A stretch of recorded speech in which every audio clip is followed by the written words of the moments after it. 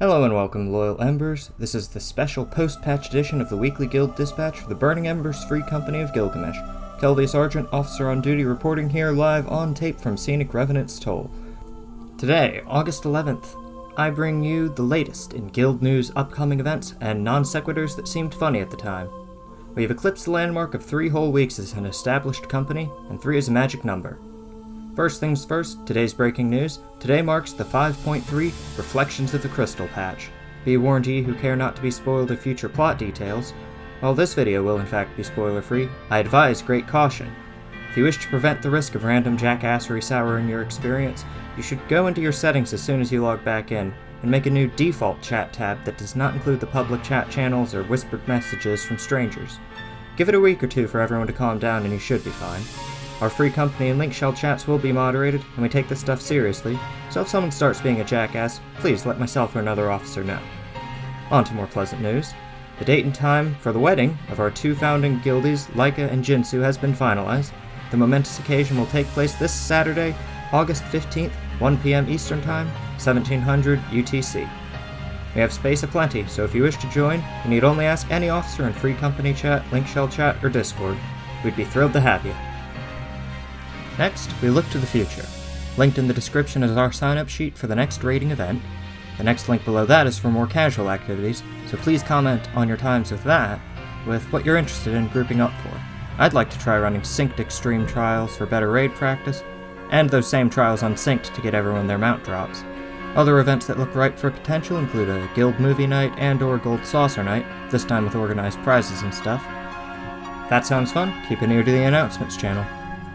One more field I would appreciate your input. Over the next few weeks, I'd like to record a few brief interviews with your guild officers. If you have some casual or pertinent questions, please submit them with an @LittleBilly in the Discord suggestions channel. Thank you in advance. In other pressing news, the guild made good progress on our weekly raid night this past Sunday, facing down the second binding coil. While I regrettably had to miss the middle half, reports show the raid went on quite successfully in my absence. After clearing 3/4 of the bosses, however, seems we may have finally met our match.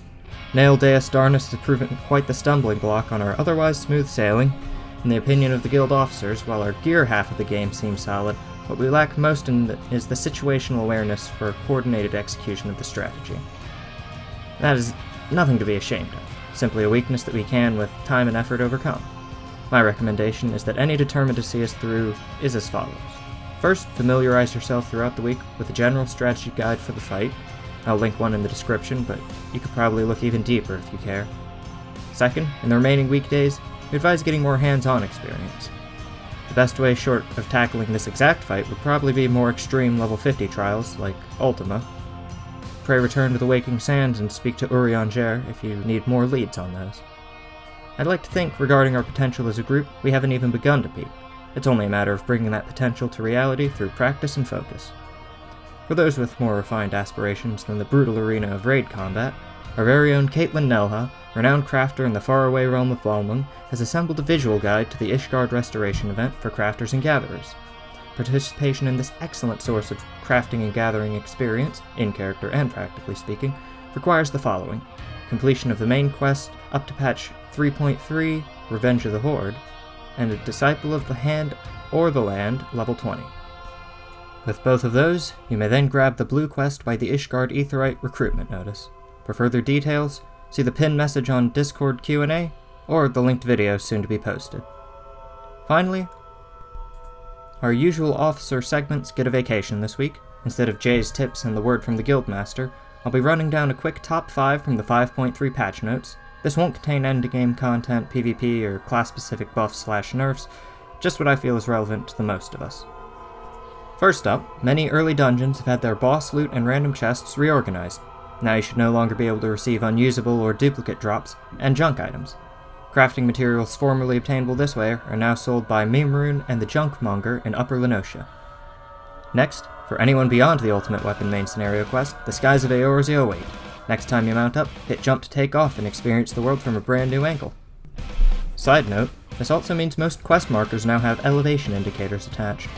Something else of interest to those of you not yet into Heavensward content, the post-patch Realm Reborn questline has received significant revision for the sake of streamlining your forward motion.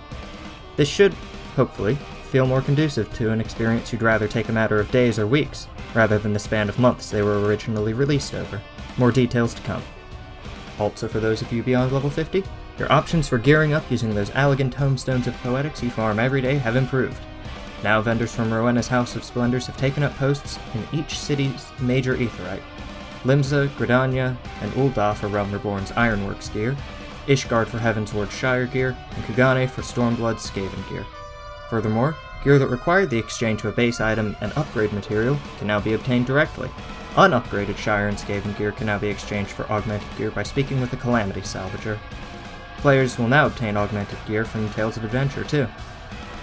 Finally, in the patch notes, more options for crafters have been implemented.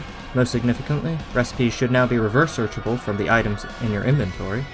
Now if you've got something, the simple application of a click or two should reveal any purpose your character has learned for it that you may have forgotten, without having to Google it. Also, trial synthesis is a new feature that crafters can use to attempt the process of crafting an item with neither the risk nor the reward.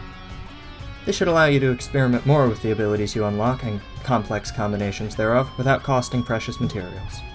For honorable mentions, the period of invulnerability after being revived will now be indicated by the Transcendent status effect. The free trial version of the game now includes the entire Heavensward expansion of content and has had a level cap increase from 35 to 60. Finally, anyone who's completed the Shadowbringers 5.0 questline, Mr. Foe has moved in by Chloe in Idleshire to offer Unreal Trials. Unreal Trials are new versions of familiar duties designed to challenge players who have reached the current level cap by providing an experience of similar difficulty to the original versions of these encounters at the time of their release.